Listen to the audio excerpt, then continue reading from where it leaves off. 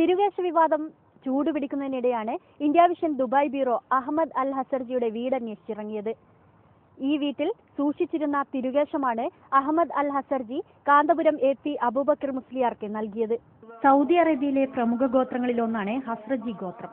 ഹസ്രജി ഗോത്രത്തിലെ പ്രമുഖനായ Muhammad bin Ahmed ഹസർജിയെ UAE രാഷ്ട്രശില്പിയായ Sheikh Sayyid UAEയിലേക്ക് കൊണ്ടുവന്നെന്ന് പറയപ്പെടുന്നു.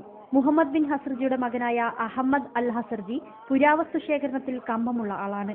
പുരാവസ്തുക്കൾ തേടിയുള്ള യാത്രയിലാണ് തിരുവേഷം ഇദ്ദേഹത്തിന് ലഭിക്കുന്നത്. UAE ഭരണാധികാരികളുടെ അറിവോടെയാണ് അബുദാബിയിലെ മ്യൂസിയത്തിന് സമാനമായ വീട്ടിൽ തിരുവേഷം സൂക്ഷിക്കുന്നത്. നബിദിനം, റംസാൻ എന്നീ പ്രത്യേക ദിനങ്ങളിൽ ഇവിടെ കേശം പ്രദർശിപ്പിക്കും.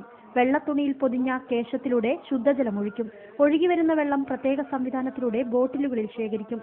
കേശം പൊതിഞ്ഞ തുണിയും ബോട്ടിലിലെ വെള്ളവും വിശ്വാസികൾക്ക് നൽകും. 1400ഓളം വർഷങ്ങൾക്ക് മുമ്പ് മക്കയിൽ ജീവിച്ചിരുന്ന പ്രവാചകൻ മുഹമ്മദ് നബിയുടെ തന്നെയാണോ ഈ കേശം എന്നതിന് ശാസ്ത്രീയമായ തെളിവില്ല. കാലപ്പഴക്കം കണ്ടുപിടിക്കുന്നതിനുള്ള ആധുനിക ശാസ്ത്ര സങ്കേതങ്ങൾ ഉപയോഗിച്ചുള്ള പരീക്ഷണത്തിനും കേശം വിധേയമായിട്ടില്ല.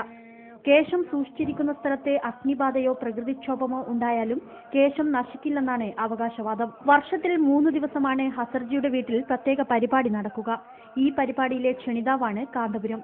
ഈ സൗഹൃദമാണ് കാന്തപുരത്തിന് കേശം സമ്മാനിക്കാൻ ഹസർജിയെ പ്രേരിപ്പിച്ചത്.